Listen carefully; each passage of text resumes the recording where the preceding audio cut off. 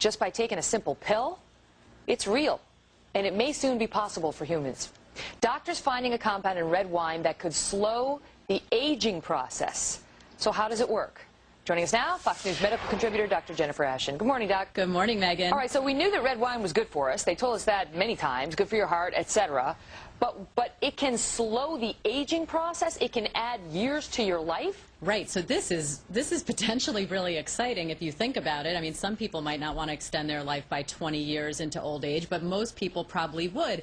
And what this has to do with is the so-called French paradox, which is the theory or the question that scientists have been looking at now for almost 20 years as to why French people who consume relatively high amounts of red wine and a diet that's high in fat have a lower incidence of heart disease than, say, we do in this country. And they found that the miracle compound is something called resveratrol, which is found in grapes, the skins of grapes actually, and found in high quantities in red wine. And now, of course, it's only a matter of time until scientists have been able to put that into pill form. They've already studied it in animals, so it's only a matter of time until it comes to us. And that's the deal. So inspired by that French paradox, these doctors got together and started studying to see, well, eventually they started studying resveratrol, and they found that this compound in red wine is so healthy for you that it literally can expand your lifespan 20 years or more, and not just any 20 years, but healthy years. It postpones disease. That's right. However,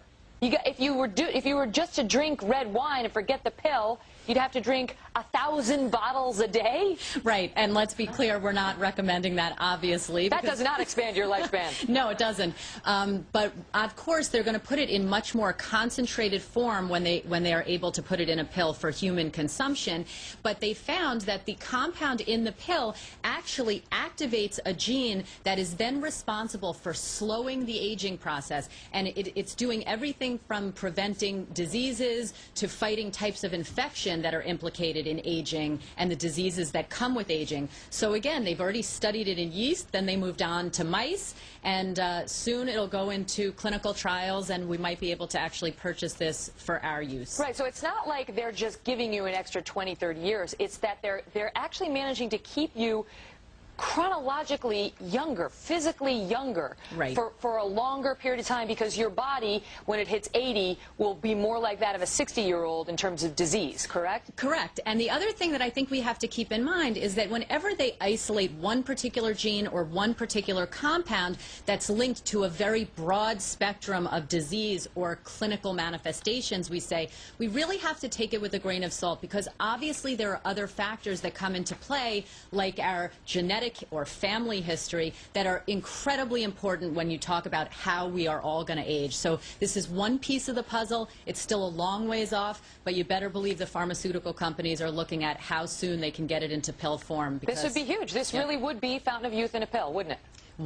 As I said, one piece of the puzzle, but a very, very important one. It's really incredible that it's working on the mice. Yeah. And they're saying that right now the only thing that exists that's anything like it are these extreme calorie restriction diets that some people go on to try to prolong their lifespans. That works as well. But absolutely. If you want to eat, go ahead and do that and wait for the pill. Well, remember, I always say if something sounds too good to be true, sometimes it can be. And the other interesting thing we can't forget is that, the French are kind of known for their joie de vivre, or love of living. And, part of what you enjoy when you sip a glass of red wine with your friends is the whole social interaction. So we don't want to lose track of that. We want to keep our minds and our social lives as healthy as our cells inside our body. Good call. Plus, if we can get 4 months of vacation a year like they have, I'm sure we're going to be really happy. Can't hurt. Dr. Jennifer Ashen, thank you so much.